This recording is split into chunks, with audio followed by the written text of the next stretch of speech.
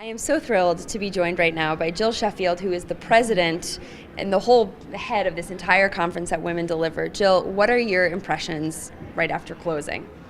Oh my word, I'm overwhelmed by the enthusiasm in that room.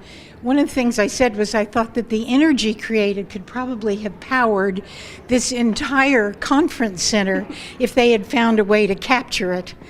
But the feeling in the room was one of determination, of really goodwill and excitement. And one of the super special things were the number of young people. You know, when we asked the young 100 leaders to stand, it was just this mass of people. It was wonderful. There's been a great mixture of kinds of people, 149 countries. Wow. We had more than 4,500 people, 2,200 organizations, and 411 journalists who actually turned up. Wow. That doesn't even count the virtual ones. So I think this is moving into history. I think this was really a historic moment. You and your staff should be so proud, and I hope you can sleep a little bit tonight. Looking back over the past 3 days, and you had pre-conferences even before that, what are your top 3 moments that stood out in your mind?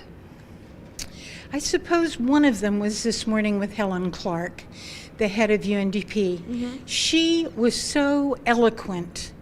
You know, she said a lot of things that I wrote down, and one of them was inequality harms us all.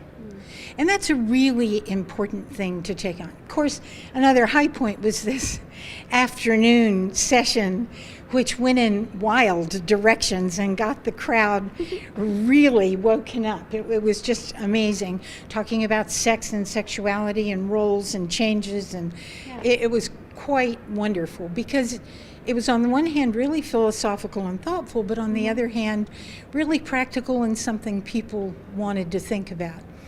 The other thing that stands out for me, well, there are 2 other things I just have to say. I'll allow you 4. Thank you. Was the media. Mm-hmm. I had several encounters with journalists, press conferences. I spent some time in the media room.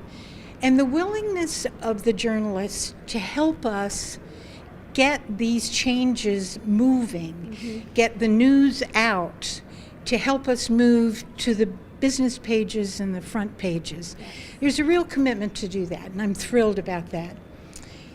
And in the middle of the day today, I met with the ministers who were here. We had ministers of health, mm-hmm. and some ministers of finance, imagine. Wow.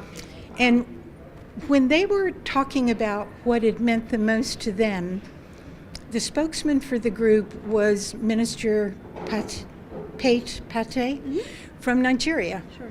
And he said the thing that was most exciting to him were the young people. They were there, they spoke, they were energized, they gave great ideas to the ministers. He said they always had good, useful, important things to say. Wow. And it was the first time he felt they really had been integrated into a meeting like this. And he said it was the greatest value. All of the ministers talked about how great that was. Wow. So I think that those are indicators of the kind of diversity Definitely. And successes. Definitely. So now we have to go home and do it. Well, I think that's a great closing word, and just a huge congratulations to you and your team, Jill. Thank you. Thank you.